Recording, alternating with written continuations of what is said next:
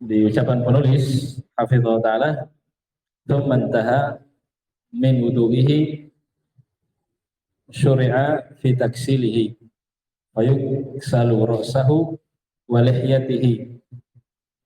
Kemudian kata beliau, ketika selesai diwudukan, yaitu mayatnya, jenazahnya, maka selanjutnya barulah mayat itu dimandikan. Yang syuri'a fi taksilihi, disyariatkan untuk dimandikan segera. Fa yuksalu ra'sahu wa lihyatahu. Kemudian dimandikan atau dibasahi kepalanya, kemudian juga janggutnya, kemudian waraqwati as-sidri awis sabun, yaitu air yang sudah dicampur dengan daun bidara. Daun bidara ini sudah kita sebutkan manfaatnya. Daun bidara ini alhamdulillah banyak ditemukan di sekitar kita, ya. Jadi daunnya diambil, kemudian dihaluskan, apakah di blender atau ditumbuk sampai dia mengeluarkan busa.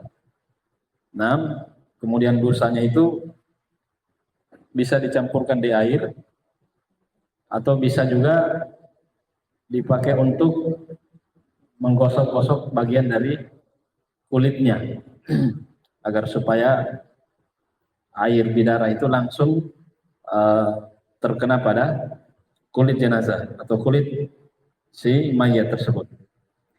Berdasarkan sabda Nabi SAW, "Iksiluhu bima'in wa sidrin." Cucilah jenazah itu menggunakan air dan daun bidara. Tsumma yuksalu janibihi al-ayman min batinihi adh-dhahirat. Kemudian dicuci bagian kanan, sisi bagian kanan, kemudian sisi bagian yang di atas, kemudian yang di bawah. Ya, yang di bawah, kemudian sebelah kiri juga seperti itu. Min jihati adh-dhahri wa min jihati al-batni. Wa dzalika bi anna al-ghusla al-batni thumma yunha al-mayyitu ala janbihi al-aysar. Fa yaksal janib al-ayman min dhahiri. Ya, sebagaimana yang telah kita jelaskan. Jadi berurutan, sebelah kanan dulu, sebelah kanan, kemudian di bawahnya, di atas, kemudian di bawah, kemudian ke sebelah kiri, kemudian kemudian di bawahnya, di bagian bawah perut. Wa ziyadatu fi tawdih, kemudian beliau menjelaskan tambahan, yubda'u bi ghusli syaqqati al-ayman. Ya, ini sudah sama yang kita sebutkan tadi. Kemudian poin yang ke-12, al-ghuslatu al-ula wa tsaniyatu takunu bil ma' al-makhlutah bis-sidri al-yabis. Ini pun yang ke-12. Yaitu cucian yang pertama, cucian yang kedua, air itu dicampur dengan daun bidara yang sudah dihaluskan. Wal ghuslatu tsalitsah awil khamisah awis sadisah bisabi'ah, cucian yang kelima sampai yang ketujuh, takunu bil ma'i al makhlutah bil kafur, air yang sudah dicampur dengan kafur. Al muhim, kata beliau, yang pokok, ayyakuna al kafur fi ghuslatil akhirah, itu kafur itu pada pencucian yang terakhir, pencucian yang terakhir. Ya, Rasulullah SAW sebutkan, waja'alna fi akhirati kafuran. Maka kalian orang-orang yang memandikan mayat itu jadikanlah pemandian terakhir untuknya dengan air kafur, air yang dicampur dengan kafur.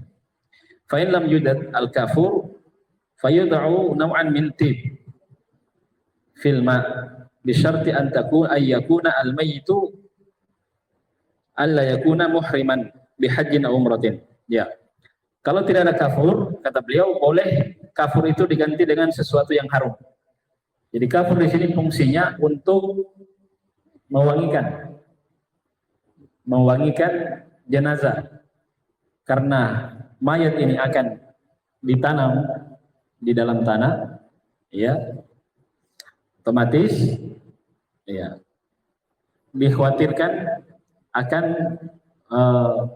keluar dari aroma atau bau yang tidak enak, yang tidak baik, ya, yang tidak nyaman.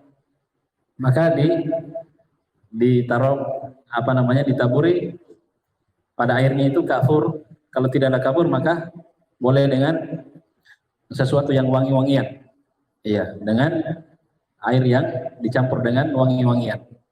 Ala kulli hal, agar supaya mayat ini tidak mengeluarkan aroma yang tidak enak, yang berbau, begitu. Kemudian kata beliau, syaratnya jangan dia menjadi seorang tidaklah dia sebagai seorang yang muhrim. Itu orang yang sedang berihram, apakah sedang umroh atau sedang haji. Apakah kalau sedang umroh haji, maka dia tidak diberikan wangi-wangian sedikit pun, tidak pada jasadnya, tidak pada kafannya. Nah, kemudian kata beliau, lau hasala at-tanzib bi ghuslatil wahida ajza.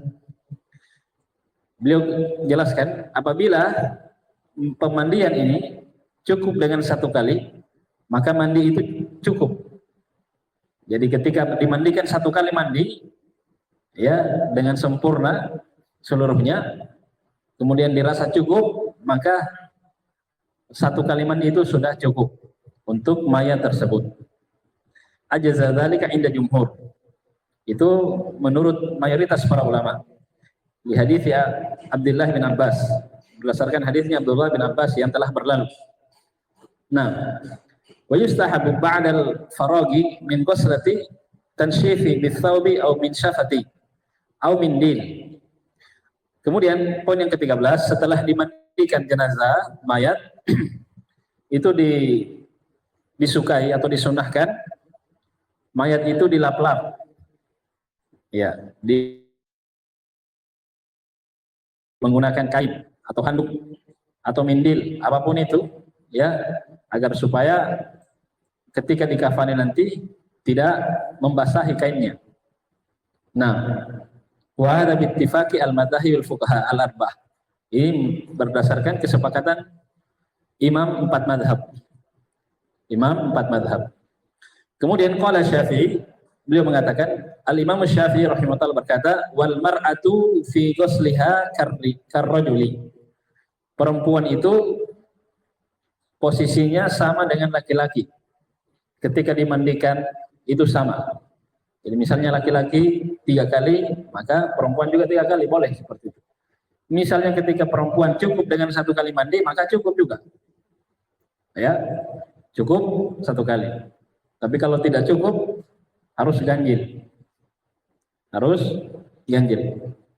Kemudian kata beliau, illa annahu yustahabbu tasrih asy-sya'ri al-mar'ati ba'da intihai min ghusliha wa yaj'aluhu thalatha daraif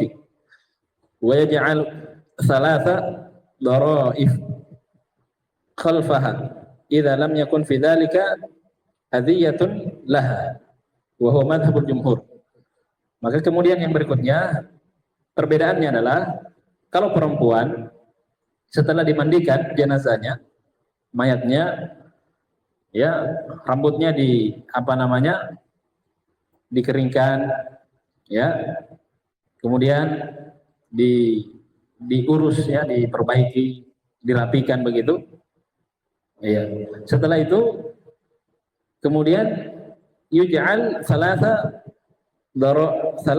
dhafair, 3 kucir.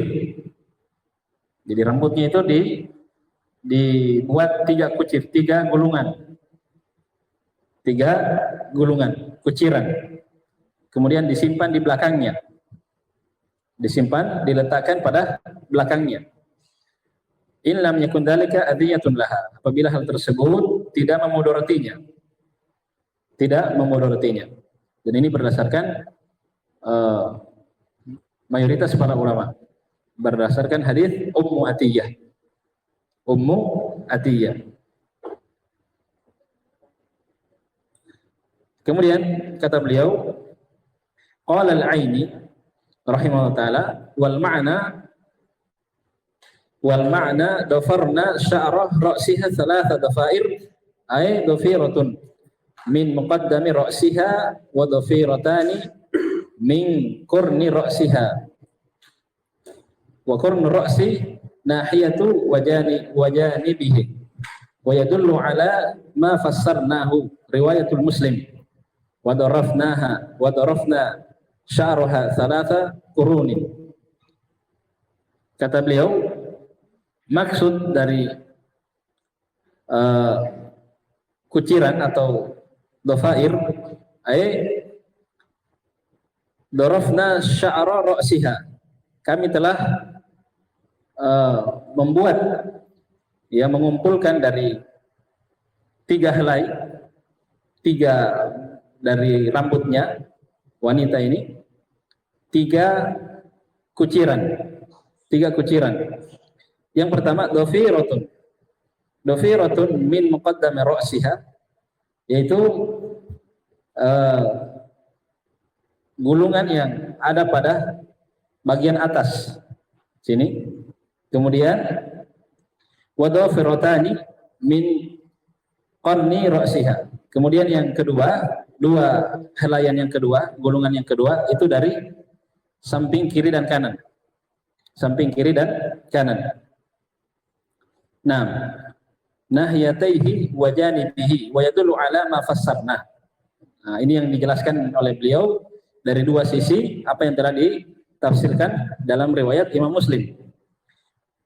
Fadarabnaha sya'raha thalatha qurunin, yaitu 3 kuciran. 3 kuciran. Ini bagi perempuan saja, ya. Rambutnya dijadikan 3 kuciran, kemudian diletakkan di belakangnya. Kemudian kata beliau, karihal jumhur, mayoritas para ulama memakruhkan taklimil adhafir al-mayyit, memakruhkan bagi mayit itu kukunya dipotong. Ya, menurut jumhur para ulama. Wa qassu syaribihi, dan memotong kumis. Wal halqi ibtihi, kemudian mencabut bulu ketiak. Wa'anitihi wa tasrih sya'ar rajul. Kemudian makruh hukumnya bagi laki-laki itu dibuatkan kuciran seperti rambutnya perempuan. Jadi misalnya ada laki-laki yang panjang rambutnya, ya, itu jangan diperlakukan seperti perempuan, maka dibiarkan begitu saja. Nah, ini penjelasan tentang memandikan jenazah. Jadi memandikan jenazah secara garis besar yang telah disebutkan oleh penulis Syekh Ba Musa hafizahullah taala. Nah, yakni yang pertama adalah kita mengeluarkan kotoran dulu, dikeluarkan kotoran. Tapi sebelumnya memandikan jenazah itu apabila jenazahnya laki-laki, maka yang memandikannya adalah laki-laki. Apabila jenazahnya perempuan, maka yang memandikannya adalah perempuan. Itu aturannya. Kemudian apabila mayatnya, jenazahnya seorang anak kecil, maka juga yang memandikannya laki-laki, kalau dia laki-laki. Begitu juga perempuan, kalau anak kecil, yang memandikannya juga perempuan. Nah, ini kadang sebagian orang, kalau anak kecil tidak dimandikan. Misalnya ada anak yang baru lahir, kemudian dia meninggal, langsung dibungkus saja, kemudian dikuburkan dan tidak disolati. Ini keliru, ya, salah. Dan harusnya diperlakukan sebagaimana jenazah yang lainnya, sama seperti jenazah yang lainnya, dimandikan, kemudian dikafani dan disolati, dan seterusnya dikuburkan. Nah, setelah itu setelah dikeluarkan kotoran, kemudian diwudukan. Seperti yang telah kita jelaskan di pertemuan yang lalu, diwudukan, kemudian setelahnya ketika akan memandikan, maka paling pertama adalah kita basahi bagian rambutnya dulu. Di apa namanya, disela-selakan. Ya, dengan tangan kita, jangan langsung disiram begitu. Maka dimulai dari sisi yang kanan. Kemudian sebagaimana yang dikatakan oleh penulis tadi, jenggotnya juga dibasahi. Jenggotnya juga dibasahi. Karena setelah diwudukan, kalau dia punya jenggot yang lebat, maka dibasahi. Kalau tidak lebat, maka tidak perlu. Nah, setelah itu dimandikan bagian atas sebelah kanan, ya, kemudian dibawa, kemudian di sebelah kiri dan seterusnya dimandikan. Kemudian penjelasan berikutnya, kata penulis tsaniyan, pembahasan yang kedua, sifatu al-kafni wa takfini sahihah, itu sifat ketika mengkafani dan bagaimana cara mengkafani yang sahih, yang benar. Mengkafani yang benar. Yang pertama, yustahabbu bayadil kafni bittifaqil madhahibil fiqhiyyati al-arba'ah al-hanafiyyati wal malikiyyati wasyafi'iyyah wal hanabilah wa haka an-Nawawi ijma'a. Kata beliau, disunahkan mengkafani mayat jenazah itu dengan kain kafan yang berwarna putih berdasarkan kesepakatan madhab 4. Ya, 4 madhab dari imam-imam ahli fikih. Imam Hanafi, ya, Abu Hanifah, kemudian Imam Malik, Imam Syafi'i, dan Imam Ahmad bin Hanbal. Dan ini dinukil oleh Imam An-Nawawi rahimahullah ta'ala, sepakat ulama di atasnya. Sepakat para ulama di atasnya bahwa disunnahkan mengkafani jenazah itu dengan kain kafan yang berwarna putih. Itu apabila kain kafan yang berwarna putih masih banyak. Jadi misalnya kain kafan itu banyak yang warna putih, maka jangan mengkafani mayat itu ada kain kafan yang warna hijau, karena dia orangnya suka warna hijau, warna biru, warna hitam misalnya. Nah, ini tidak diperbolehkan, ya, illa kecuali kain kafan yang warna putih itu sudah tidak ada dan sulit untuk dicari. Maka seperti itu boleh kita mengkafani mayat atau jenazah dengan warna yang lain, Nah, ini ketentuannya. Berdasarkan hadis, di hadis Aisyah radhiyallahu taala anha, berdasarkan hadis Aisyah radhiyallahu anha, anna Rasulullah sallallahu alaihi wasallam kufina fi thalathati athwabin yamaniyatin bidin suhuliyatin min kursuf. Bahwasanya Rasulullah SAW ketika meninggal dunia, beliau dikafani dengan 3 helai kain kafan. 3 helai kain kafan dari kafan negeri Yaman yang berwarna putih, Suhuliyah. Suhuliyah itu sebuah kota yang ada di Yaman. Jadi Suhul ini termaksud kota yang memproduksi kain kafan. Min sukhruf, dari kain sukhruf, jenis kain yang ada di Yaman sana. Laisa fihinna, tidak ada padanya kain kafan itu komisun wala imamah, tidak ada padanya komis maksudnya kain yang berbentuk baju, ya, komis yang berbentuk baju yang sudah dijahit begitu, wala imamah, dan tidak ada pula penutup bagian kepala ketika dikafani siapa?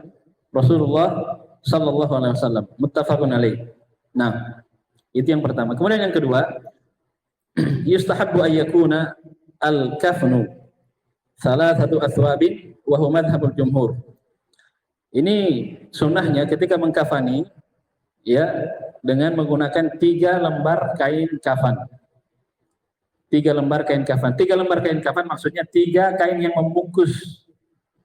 3 kain yang membungkus jasad si mayit ini, orang yang meninggal ini. Iya. Kalau badannya misalnya tubuhnya jenazah ini besar, kadang kain kafan itu ukurannya tidak lebar, ya cuma panjang saja, tapi tidak lebar. Maka di sini kain itu harus dijahit agar supaya badannya mayat ini tertutupi seluruhnya, terbungkusi oleh apa? Kain kafan. Nah,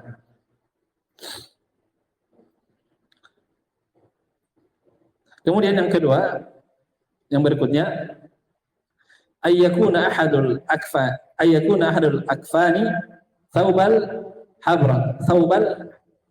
habirah idza tayassara dzalika. Nah, hendaknya salah satu dari kain kafan itu, kain kafan thawb, yaitu yang berbentuk baju, sudah di apa namanya, sudah di model, ya sudah di model kainnya untuk pakaian yang menutupi jasadnya mayat ini, apabila hal tersebut mudah, artinya memudahkan hal tersebut untuk dilakukan. Dzalika liqouli sallallahu alaihi wasallam, idza tuwfiya ahadukum, apabila meninggal salah seorang dari kalian, fawajada syai'an, maka dia mendapati sesuatu, falyukaffina fi thawbin hibaratin, maka hendaknya dia mengkafani dengan thawb hibar, dengan thawb apa? Hibar. Iya. Thawb hibar ini thawb yang sudah ada anunya, di apa namanya, dimasukkan ada lubang ya untuk lengannya. Iya. Itu dari kain kafan sendiri. Dari kain kafan tersebut. Kemudian yang berikutnya, ayyabkhara al-kafni thalathan. Liqouli alaihi salatu wassalam, idza ajmartum al-mayyita fajmiruhu thalathan. Iya, kemudian setelah itu kain kafannya diberikan tajmir, itu wangi-wangian. Diberikan wangi-wangian. Nah, pada teknisnya di sini, jadi kain kafannya jenazah ya dibungkus ya, di apa namanya, kainnya digunting. Nah, ini kadang ketika mengurusi kafan ini tidak semua orang itu bisa melakukannya. Maka sebagian orang yang hadir di rumah duka itu, dia sudah menyiapkan semua peralatan, ya, dari guntingnya, ya, dari apa namanya, untuk mengukur berapa panjangnya mayat ini. Nah, kemudian kalau dia butuh untuk menjahit, maka dia jahit tadi. Dia jahit, kemudian dia perlukan juga kapas. Iya, dia perlukan juga kapas untuk menyimpan di bagian duburnya. Iya, di bagian belakang ini, di pantatnya, agar supaya menahan sesuatu cairan yang bisa keluar. Iya, dan tidak mengotori kain kafan tersebut. Nah, bagaimana teknisnya ketika mengkafani? Ya, ketika di jasad itu, mayat itu sudah ditaruh di atas di atas lantai begitu, maka pertama adalah kain yang menutupi jenazah mayat ini itu diangkat, kemudian ditutupi dengan kain kafan.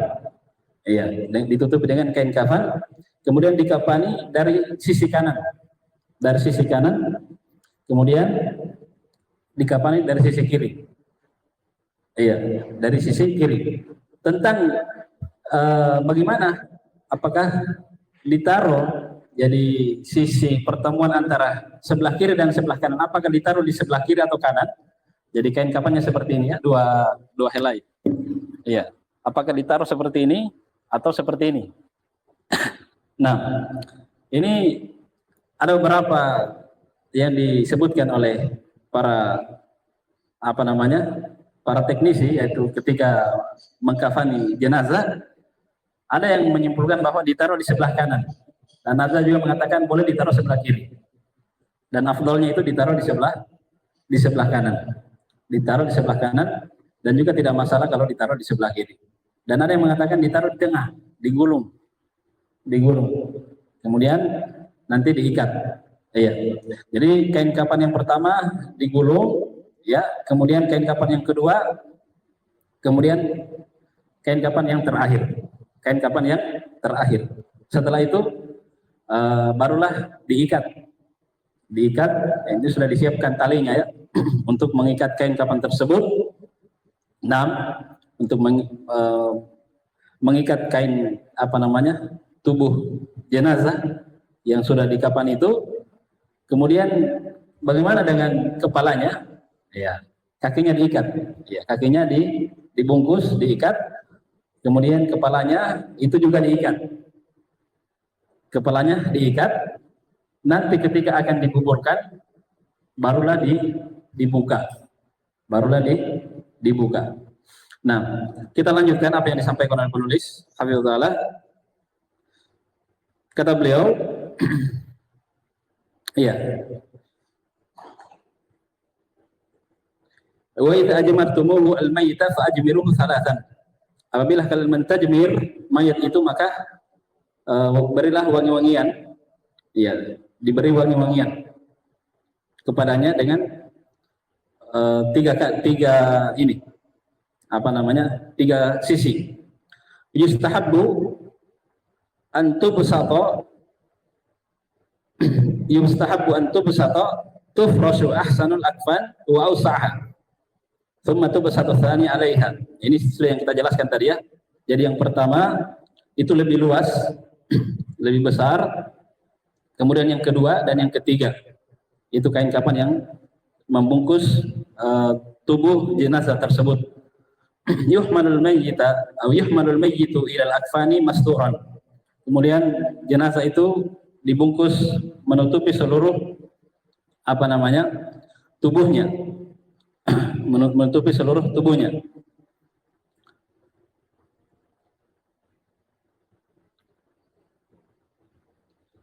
Wa yud'u hanud tib ala mawdi'i sujudi min al-mayyit wa ala ra'sihi wa lihyati wa hadha bi ittifaqi al-madahib al-fiqhiyyah al-arba'ah.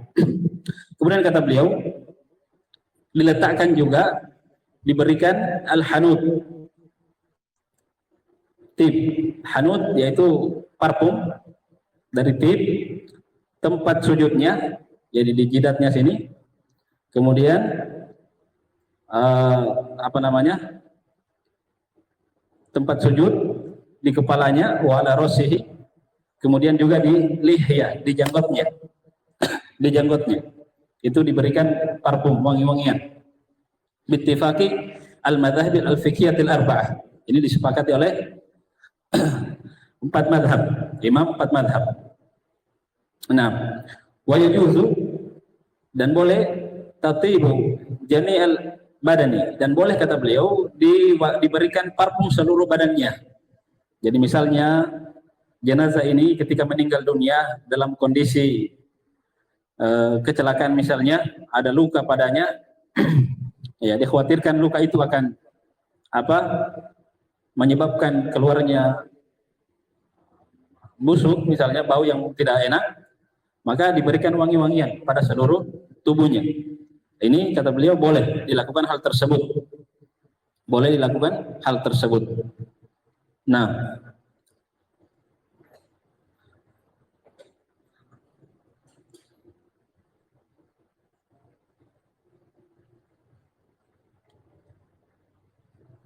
qala Syekh bin Baz rahimahullah taala, ini yang 7, yang 8 sudah kita sebutkan ya, ketika melipat atau melipat ya kain kapan tersebut. Syekh bin Baz mengatakan, fi adadi aqdil kafni laisa fi dzalika haddun. Nah, berapa jumlah ikatan akad ya kafan itu? Kata beliau, laisa fi dzalika haddun. Tidak ada pada hal tersebut batasan. Berapa yang harus diikat? Berapa tali ya yang harus disiapkan? Lakin salasa ya takfi fi a'la, asfal, wal awsat, wa wastihi. Tetapi kalau 3 itu sudah cukup sebenarnya, kata beliau. Jadi 3 tali. Yang pertama di kepala, di atas, di badan, di kaki, 3. Itu cukup. Iya. Tapi kalau dikhawatirkan, kalau ketika diangkat jenazah yang sudah dikafani ini, tersingkap, terbuka begitu, dan bisa jadi kelihatan dari aurat, maka boleh ditambah. Kalau misalnya orangnya panjang ya, tinggi orangnya.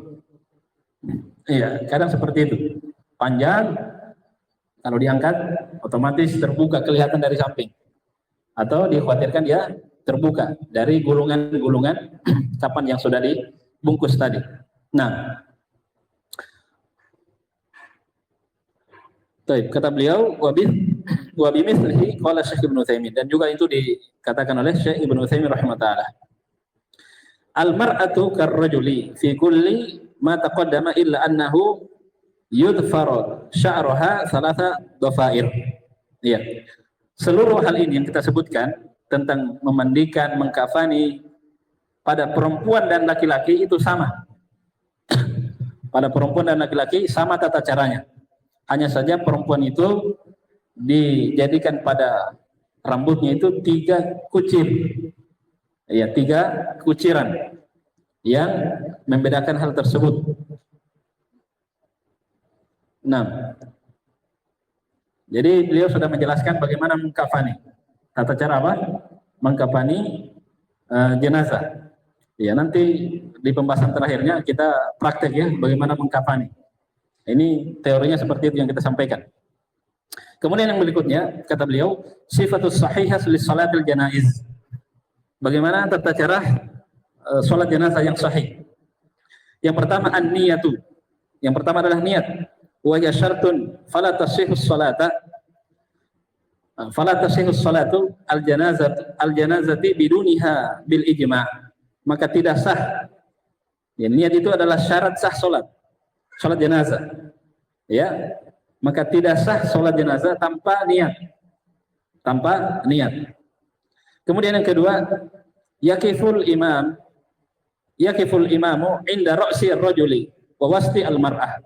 Yang kedua adalah imam yang menjadi imam salat jenazah berdiri di sisi kepala jenazah laki-laki dan berdiri di sisi tengah, di bagian tengah dari jenazah perempuan. Wa huwa madhhabul jumhur. Dan ini pendapat yang dipegang oleh mayoritas para ulama. Di hadis Anas bin Malik radhiyallahu taala anhu. Nah, kemudian yang berikutnya kita ringkas saja, al-qiyamu ma'a al-qudrah. Berdiri bersamaan dengan mampu, yaitu mampu untuk berdiri. Ketika seseorang mampu berdiri, maka dia berdiri. Untuk apa? Salat jenazah. Dan salat jenazah ini jamaah sekalian hukumnya fardu kifayah. Hukumnya fardu kifayah. Nah, bittifaqi al-madzahib al-arba'ah, al-fuqaha, al-fiqhiyah al-arba'ah.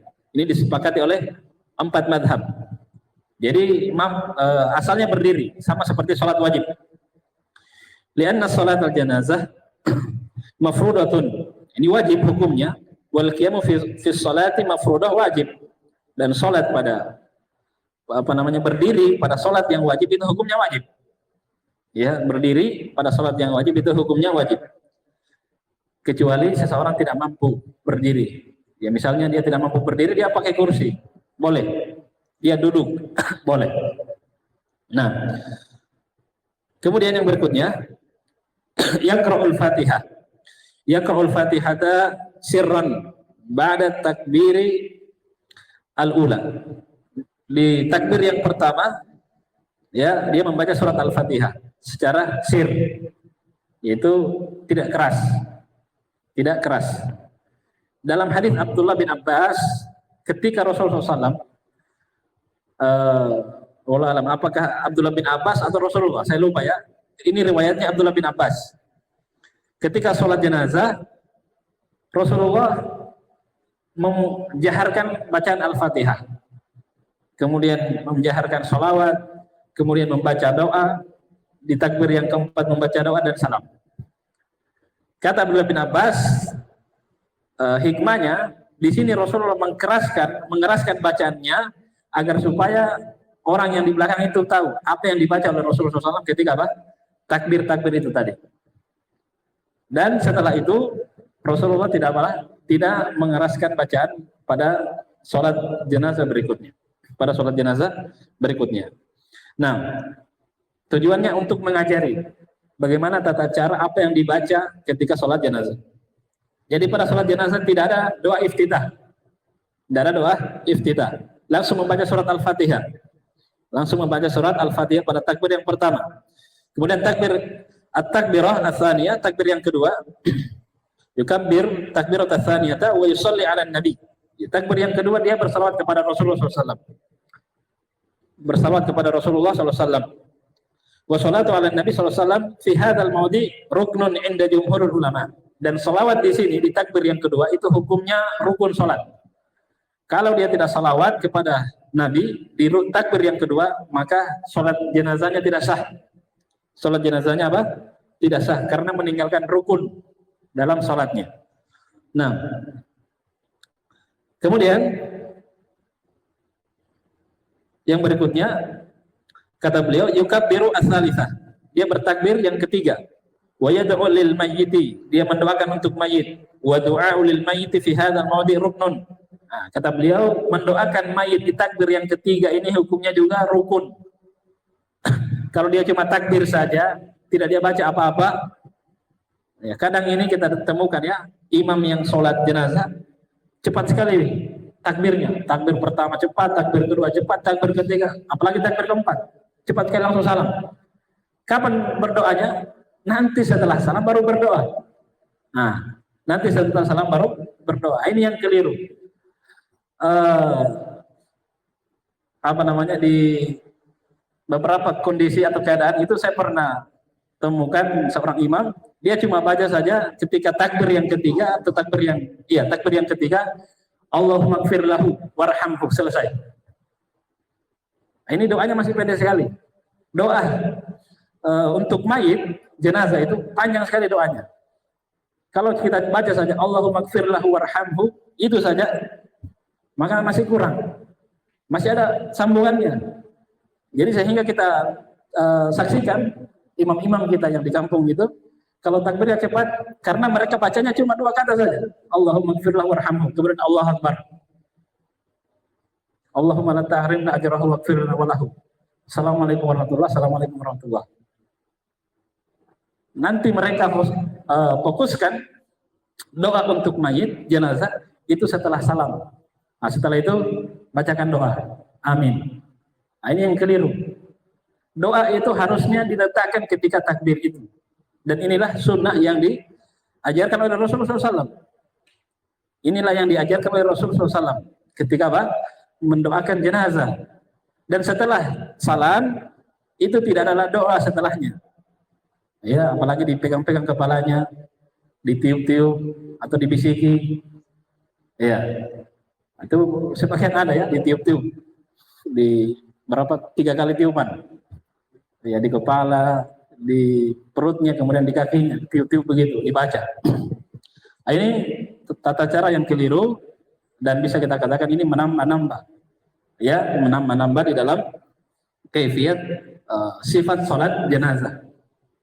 Sifat salat jenazah. Nah, maka kata beliau, takbir yang ketiga itu mendoakan mayit jenazah, dan ini rukun di dalam salat jenazah. Jadi misalnya tidak membaca doa, ini tidak sah salatnya. Maka tugasnya kita adalah menghafal doa ini. Ada doa beberapa macam doa ya yang disebutkan di dalam hadis Rasulullah SAW tentang doa jenazah itu yang harus kita baca. Harus yang kita baca. Nah, ini yang muskilah ya, kadang masalah ketika yang imam itu cepat sekali takbirnya. Tidak, baru berapa kata ya, berapa kalimat yang kita, baru 3 kata mungkin. Pindah takbir yang keempat. Habis itu salam. Nah, kalau seperti ini ya kita bacanya cepat sekali. Harus cepat juga. Harus kita bacanya apa? Cepat. Nah, kemudian yang kata beliau, kata berikutnya, yukabbiru at-takbiratur rabi'ah, takbir yang keempat. Tsumma yusallim, kemudian dia salam. tentang takbir ini ada beberapa riwayat ya. Ada 5 takbir, ada 6 takbir sampai 9 takbir. Itu di dalam Ahkamul Janaiz yang ditulis oleh Al-Allamah Al-Muhaddits Syekh Al-Albani rahimahullah. Di dalam kitab beliau 9 kali takbir. 9 kali takbir tambahan ini semuanya tidak ada bacaan, cuma takbir saja. Takbir sampai 9 kemudian salam. Kenapa? Karena doanya cuma di takbir yang keempat saja, selesai. Ya, ada beberapa riwayat yang menyebutkan sampai 9 kali takbir. Jadi ketika misalnya imamnya takbir 5 kali, ya kita takbir saja, ikuti imam. Imamnya takbir 7 kali, kita ikuti imam. Tapi tidak ada bacaannya di situ. Cuma takbir saja. Begitu riwayat-riwayat yang menyebutkan tentang takbir ketika sholat jenazah. Nah, barakallahu fikum. Habis waktu. Nah, ini yang dapat kita jelaskan atau kita sebutkan seputar mengkafani, kemudian mensolatkan jenazah, ya. Nah, kemudian kita ingatkan tentang sof. Nah, ini sof juga jenazah itu sama, itu dirafatkan sofnya, hanya saja sof ketika sholat wajib tidak sama renggangnya dengan apa? Sholat jenazah. Yaitu kalau sholat jenazah bisa kita lebih apa? Memajukan, bisa lebih maju lagi agar supaya orang itu yang datang ke masjid bisa sholat. Masalahnya sekarang orang yang datang ke masjid tidak sholat, dia cuma lihat saja. Betul ya? Cuma lihat, apalagi orang-orang yang di luar itu menonton saja, tidak masuk sholat. Ini rugi sekali. Kenapa? Karena dia tidak mendapatkan pahala. Ya, pahala yang sudah dia saksikan tadi, dia sudah menunggu ketika dimandikan, dikafani, dia tidak sholatkan. Dia tidak sholatkan. Datang lagi ke pemakaman, dia tidak apa? Dia cuma cerita saja, bicara saja. Tidak ada pelajaran yang bisa diambil dari pemakaman itu atau orang yang dimakamkan tersebut. Tidak ada pelajarannya. Ya, ini musibah tentunya yang terjadi di tengah kaum muslimin. Nah, sebabnya kenapa? Sebabnya karena kejahilan. Yaitu karena tidak pahamnya bagaimana aturan Islam ketika mengajarkan atau hukum-hukum seputar jenazah ini, ya, sehingga masyarakat kita atau kaum muslimin yang ada di negeri kita ini, ya, seperti itu kondisinya, jauh dari tuntunan dan dari sunnah Rasulullah Sallallahu Alaihi Wasallam. Maka kita yang belajar tentang agama ini, belajar tentang kaifiat, tentang sholat, itu kita harus praktekkan memang. Kita harus praktekkan. Ya, kalau bukan kita, ya siapa lagi yang harus Yang harus menyiarkan ini, menyampaikan ini. Maka kita bersabar di atas kondisi seperti ini. Kemudian kalau kita ditugaskan, ya maka kita bertindak. Ya, alhamdulillah kami sendiri pernah ditunjuk untuk mengurus jenazah, mensolatkan saja. Adapun mengkuburkan, ya sudah ada orang-orang yang ditugaskan mengkuburkan. Nah, itu kondisi kita dan kita merasa hal tersebut kekurangan dalam menjalankan sunnah Rasulullah SAW, maka kita berdoa agar Allah Subhanahu Wa Taala senantiasa memberikan taufik dan hidayah kepada kaum muslimin dan menguatkan kita di atas Islam dan sunnah Rasulullah SAW. Dan ini yang dapat kita pelajari di malam hari ini. Insyaallah Taala pembahasan berikutnya, ya kalau masih ada pembahasan kita selesaikan di risalah ini. Kalau tidak, kita langsung praktek bagaimana menyelenggarakan jenazah sampai dikuburkannya. Wallahu taala alam. Ya, wassallallahu ala nabiyina Muhammadin walhamdulillahirabbil alamin. Assalamualaikum warahmatullahi wabarakatuh.